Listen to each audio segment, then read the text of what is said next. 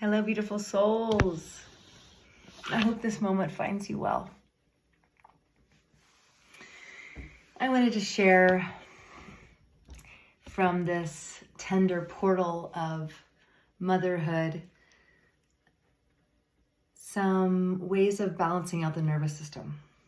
As a mom, I've been learning that a lot of the practices I've been doing for a lot of my path are now more important than ever, right? It's not really just about my nervous system anymore. Now, my nervous system is creating a template inside of this little being.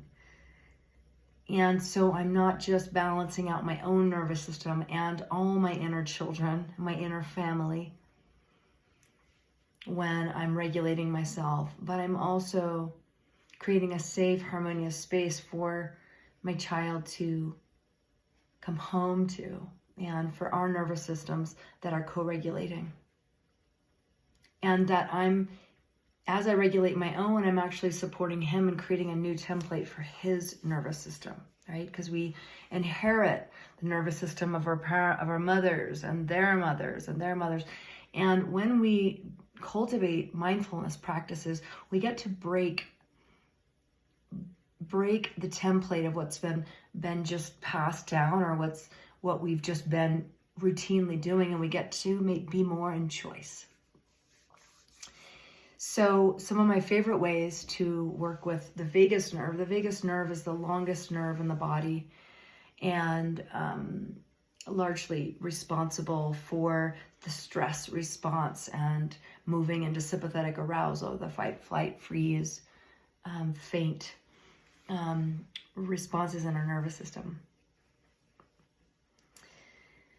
So something I've been doing for years, as you know, as you may know, is chanting and singing, opening the jaw and yawning, laughter, eating, swallowing. This relaxes the vagus nerve, but also breathing. The deep belly breath into the belly. We're going to work with a little breath here shortly.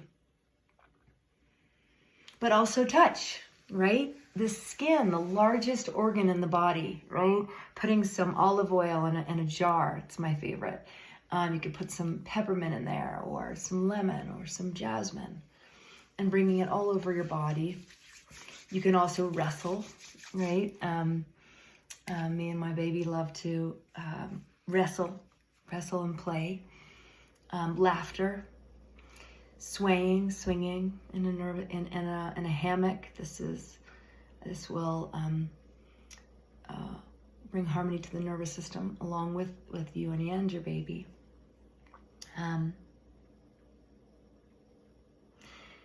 But also in terms of the mind,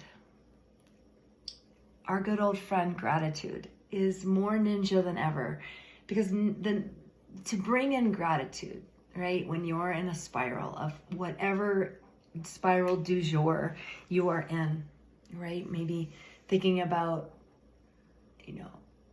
where you're not, or what you're not doing, or the freedoms you don't have. These are my things that I think about, right? Which is very normal for motherhood, right? It can feel lonely in America. It can feel isolating.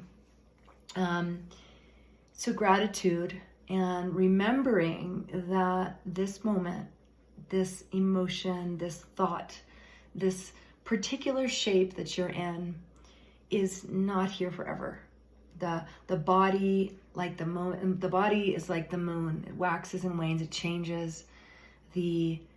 This moment that you're in, right? I had a moment the other day where I was having such a hard time. Everything felt hard. And I put my baby in the car and we went down to the river's edge. And as I was in the water and he was naked on the shore, playing, looking at me, beaming this big love that he has at me, I had this moment where I knew that this time was so precious, and that before I knew it, I would be looking back at this moment and nostalgic, missing this little perfect being at 1.5 or almost, yeah, 1 3/4. So gratitude and the temporary nature of the moment. And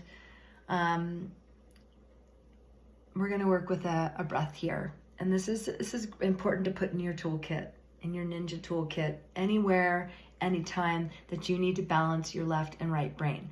Okay?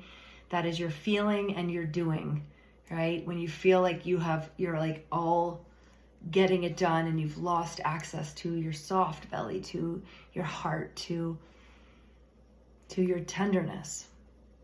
And I learned this from a yogi that I studied with in India in my early 20s, Yogi Vishnu Ketu. And there was an earthquake in Pakistan that was here. We were in India, and it literally rolled floor to ceiling through the building all the way. It rolled through like a wave. And the yogi was like, run, and we all ran out of the yoga hall. And once we were outside, he invited us all to do this breath work to balance out our nervous system. And it was, yeah. So that's where I learned that. And here we go. So I invite you to put your feet on the ground, bring a hand to your heart. So at first, just feel what you're grateful for. I'm grateful for you. Block your right nostril and inhale to your left, count of 5. Close your left, exhale out to your right.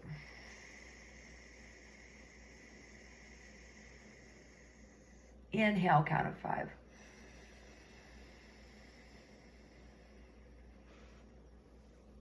Close your right, exhale out your left.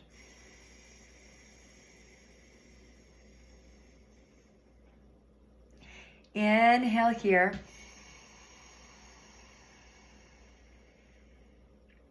And hold the breath in. Close both nostrils and hold your root lock. Close your left nostril, exhale out your right.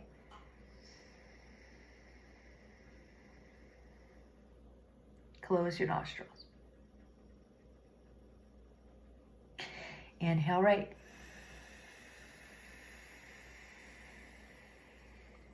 Close the right, exhale out the left.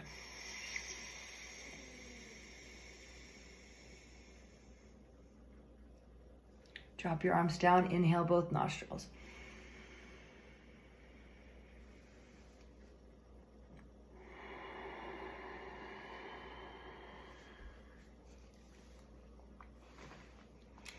I want to honor you for whatever particular season you're going through. I want to normalize that healing and grieving. Grief that covers over the heart when we haven't grieved. It covers over our joy, covers over our love.